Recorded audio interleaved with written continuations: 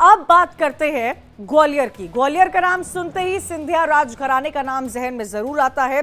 ग्वालियर मध्य प्रदेश की सबसे प्रतिष्ठित सीटों में से एक है। यहां से पूर्व प्रधानमंत्री अटल बिहारी वाजपेयी भी जीतकर सांसद चुने गए हैं। सिंधिया परिवार का गढ़ रही ये सीट पर सबसे ज्यादा 5 बार माधवराव सिंधिया ने जीत दर्ज की है, लेकिन पिछले 17 सालों में यहां पर भारतीय जनता पार्टी का ही कब्जा है। बीजेपी ने इस बार मौजूदा सांसद विवेक का टिकट काटकर भरत कुशवाहा को टिकट दिया है, जो ग्वालियर ग्रामीण सीट से विधायक है और राज्य सरकार में मंत्री भी है। उनके सामने कांग्रेस ने युवा चेहरे प्रवीण पाठक को उतारा है।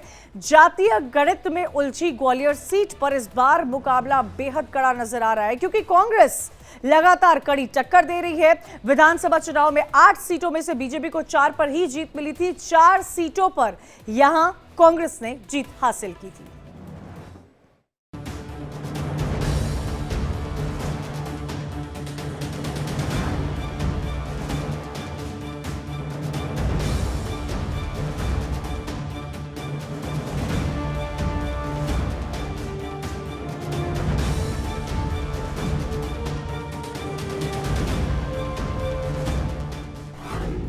ग्वालियर के गढ़ में कांटे की टक्कर।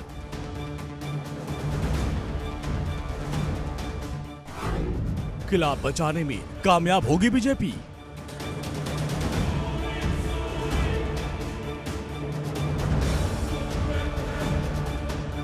ग्वालियर मध्य प्रदेश के 4 महानगरों में से एक है। एमपी की औद्योगिक नगरी भी इसको कहा जाता है। यहाँ की राजनीति सिंधिया घराने के इर्द गिर्द घूमती रहती है। 1984 से 1998 तक माधवराव सिंधिया यहां से सांसद रहे। 1999 में बीजेपी ने यहां पर भगवा लहराया। 2007 से इस सीट पर बीजेपी का कब्जा है, लेकिन कमल को यहां लगातार कांटे की टक्कर मिल रही है और यही वजह है कि बीजेपी बार बार यहां प्रत्याशी बदल रही है।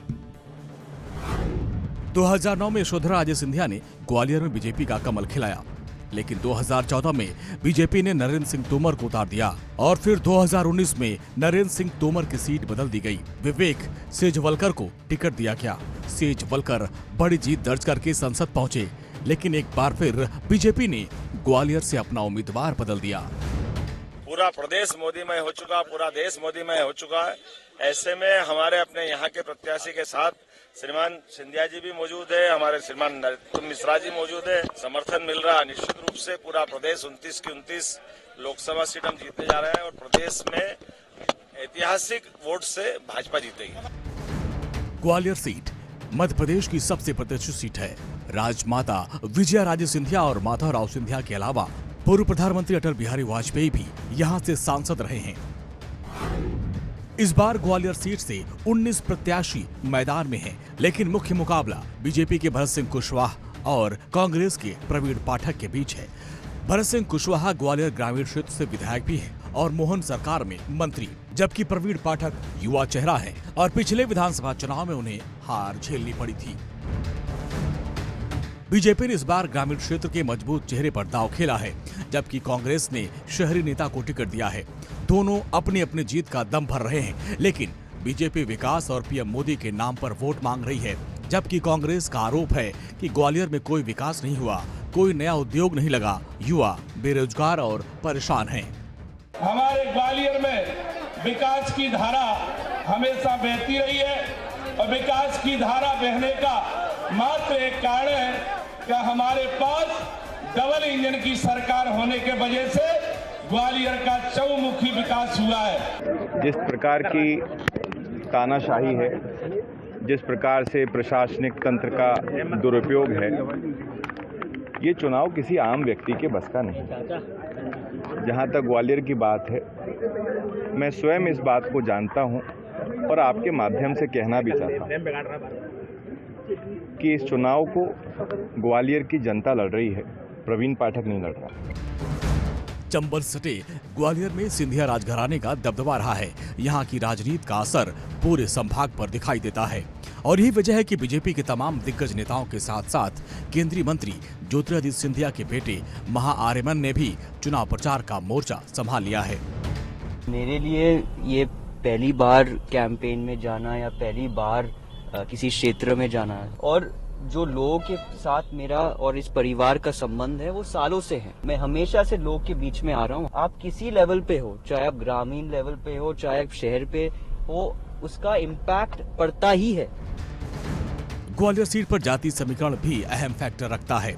यहाँ दलित, ब्राह्मण, क्षत्रिय और गुर्जर यादव वोट बैंक जीत हार तय करते हैं और यही वजह है कि बीजेपी ने ओबीसी चेहरा और पूर्व केंद्रीय मंत्री नरेंद्र सिंह तोमर के करीबी भरत सिंह कुशवाहा पर भरोसा जताया है। अरे मुहूर्त तो कांग्रेस का बिगड़ गया मेरे मित्रों। कुंडली में राहु के दो ही आ गए, ऐसा लगा। रामलला के मंदिर में प्राण प्रतिष्ठा में नहीं गए, लिख के मना कर दिया। जब तक ये धरती, सूरज, चंद्रमा रहेंगे तब तक लिखा रहेगा कांग्रेस ने रामलला के मंदिर का विरोध किया, प्राण प्रतिष्ठा में नहीं। एक एक चीज ग्वालियर के किले से लेकर संगीत सम्राट तानसेन के बेहट तक, वहां से लेकर बाबा साहब अंबेडकर की स्मृति में जो 84 डबरा में हम एक नया कॉम्प्लेक्स बना रहे हैं, वहां से लेकर भितरवार तक, भितरवार से करेरा से पोरी तक, राजस्थान बॉर्डर तक, इस ग्वालियर लोकसभा को चमकाने की जिम्मेदारी सामूहिक रूप से ये मंच ले रहा है।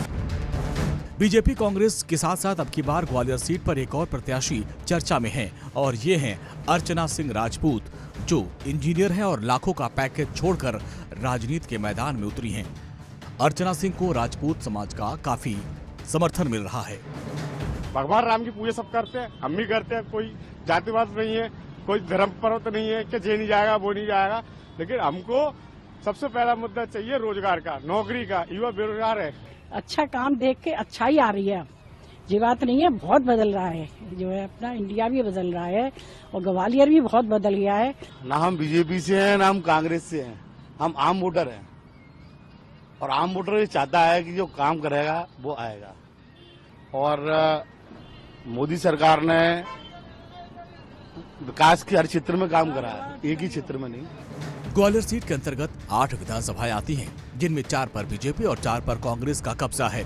यानी विधानसभा चुनाव के गणित के हिसाब से मुकाबला कांटे का होने वाला है। मोदी लहर के बावजूद पिछले 2 लोकसभा चुनाव में कांग्रेस ने यहां पर कांटे की टक्कर दी थी। अब देखना ये होगा कि इस बार ग्वालियर की जनता मोदी को चुनती है या फिर बदलाव के नाम पर मुहर लगाती है। Bureau report, India daily live.